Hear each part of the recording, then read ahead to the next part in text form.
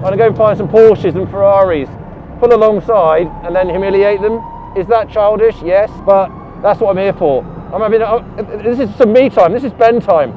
This car is quite tasty. I've just been given a few headline statistics, which I'm gonna get out before I start driving.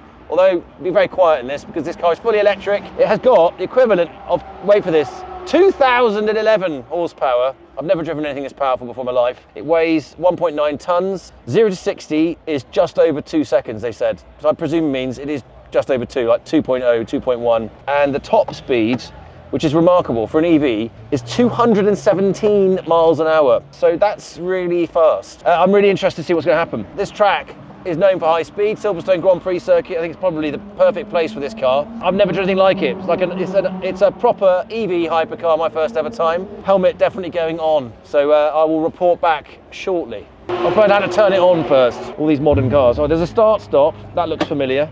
I've turned it on. That's a good start. Very Star Trek. Right, the door doesn't want to close. It's like it's attached to a bungee. So I suspect that might mean that I'm supposed to press a button. Do you press a button or you just pull it down? I knew it. I knew it. Oh, I pressed it twice. Sorry. That's science fiction. We're proper Captain Kirk now with the doors. Wing mirrors, no, don't need those. We've got these little nodules on the side with little cameras. I'm not sure what I'm seeing out of that camera. It looks like it's looking at the ground. Or maybe that is what's behind me. Hard to tell. Same up here. All right, yeah, it's like watching a soap opera. There's cameras and cool things. Regular seat belts. Very Spartan in the cabin. From what I can see, everything, I didn't ask about the chassis actually, but it looks like it's made out of solid carbon. You can sort of see all that running through here in the dash. It's sort of sculpted out so the driver fits into it. But it feels like a little racing car. Made by Lotus. Obviously they've got an amazing history, amazing racing history as well. They're known for lightweight, and this isn't lightweight, but it's still very sporty. I'm going to start out in sport mode. I've got DRS and some other buttons. Does it have traction control? Yep. Thank God for that. Where's that? Can I turn it down? Or it's not? It's already slightly turned down. Okay, all right. So this is a sensible approach. Got some traction on, because I imagine that with 2,000 horsepower, you could spin the wheels from 100 miles an hour. All right, here we go. Very smooth, very smooth. Literally the tiniest little fraction on the throttle, and we're moving. Oh, this is cool. Really cool. Very racy steering wheel. Let's have a look at that. I can see my own wing. Let's press DRS. Let's pretend we're racing. Oh no, what is this? How does that work? Is that a button? Oh, I don't know that is a button. I'm hoping it does it by itself. That's the lights. It's a lovely ride. Really cushioned. You can feel that just coming out. Oh, this is such a smooth machine. Very UFO-like, being in electric with no sound. Good for doing pieces to camera. Onto the brakes. And the brakes feel quite real, which is reassuring. There's something beefy though in this electric sound. It's like being on a train out of Tokyo. It's about to really start winding up. I'm nowhere near full throttle. I'm just being sensible. Okay, good, hard on the brakes. Do you know what? I'm not actually feeling the weight. Not yet anyway. Let's see, when I start pushing a little bit, maybe a little bit here in left field, bit of a tight corner, but the grip level is masking that very well. Oh, here we go. God, that's a beefy sound from the motor. Whoa! Bloody hell! That turn of speed, the torque on this thing is off the chart. I can't remember what number he said it was. I think it was 1,800 Newton meters of torque. Bye! Woo-hoo-hoo! Bloody hell! Oh jeez.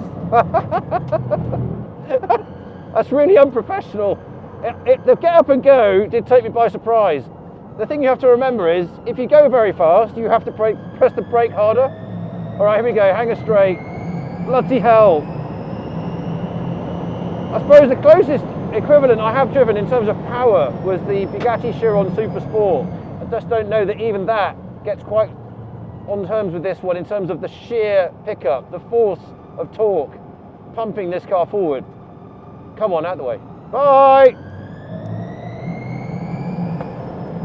I'm going to go do that to a few other cars. I'm going to go and find some Porsches and Ferraris, pull alongside and then humiliate them. Is that childish? Yes, but that's what I'm here for. This is some me time, this is Ben time. You've probably seen the headlines about missold car finance. For years, dealers were quietly taking secret commissions on PCP and HP finance deals, some going all the way back to 2007.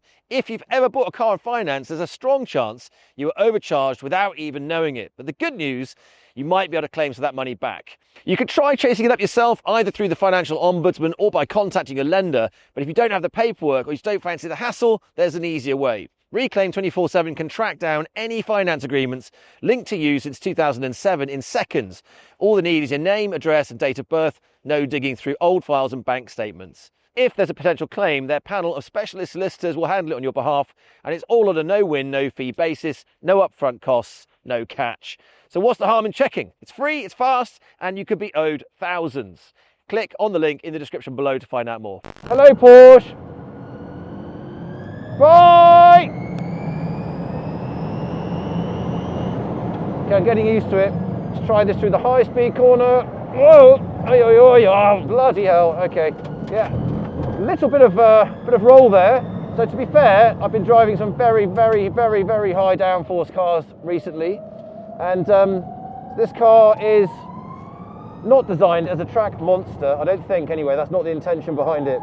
It's a hypercar with some serious credentials. Really builds up the G in the corner. But perhaps it doesn't quite have the same aero acumen that some of the other cars are coming out with, like the really racy Ferraris and the Porsches. Perhaps this is designed for something a little bit different. Whoa.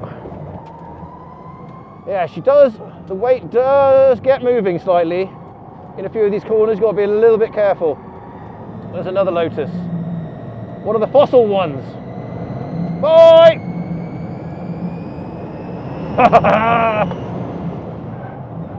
Ooh, whoa, whoa, whoa, whoa, whoa, whoa, whoa, whoa, whoa, whoa.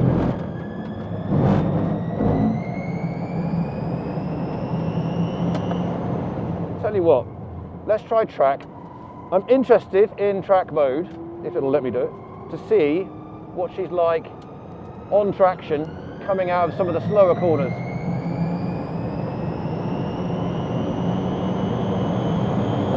But it's an absolute missile in the straights. It's an absolute missile. Just feeling my way towards the limit, get a little bit of understeer. The front end is resisting slightly on the way in, and you just have to watch that weight. When that weight starts to get going, you do get a little bit of a roll effect across the chassis as those 2 tons make themselves felt. Whoa! Traction. Hello. Here we go.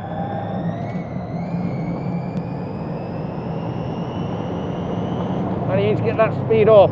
Actually, I think I can feel that the brakes are a bit hot. Not quite slowing down as quickly as before. And I've depleted a lot of charge. I think the guys had it up to about 75% before they let the hooligan behind the wheel. We're down to 45 in about 2 laps. Just starting to lose the edge of the power. So I've had the best of it basically. So I'm going to call the brakes and come in. Absolutely amazing technology. I love to see it. Things are evolving all the time. This car runs on the 800 volt system, which is, if you like, the most potent way to get the power from the battery to the wheels. It's the most efficient way to recharge as well. Basically means that the system gets less hot and it's able to dissipate that energy without overheating. Really the way that most EV manufacturers are going these days. So it's good to see that Lotus are at the sort of front of that game. And it's an amazing piece of kit. Let's not forget, Lotus has a very long and amazing history making sports cars.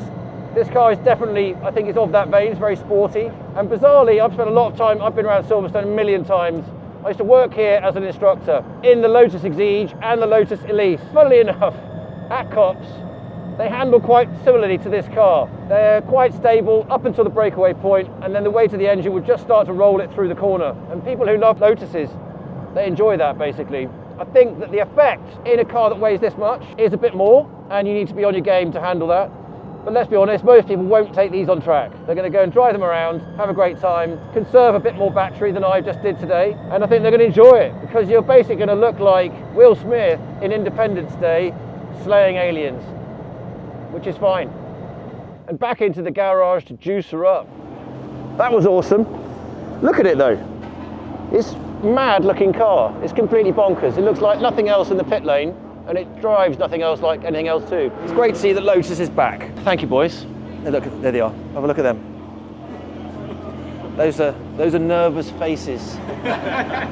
With great power comes great responsibility. And if you decide to ride this rodeo, you better show some respect. Because as any bull rider worth his salt will tell you, things can get real ugly real fast. Huh! Dang! Like last year at the Goodwood Festival, Kevin Ledfoot out of Heavy Hill, Alabama put the spur to the Evija, recording a wheel speed of somewhere in the region of 200 miles an hour for a ground speed of at least 15 miles per hour. However, if you can control the impulses moving from your brain to your toe, then you can be your own squadron of red arrows at ground level. Just like Gavin Kershaw here, Director of Attributes and Product Integrity at Lotus Cars. Quite a good driver. Okay, watch this. He's going to do some crazy stuff.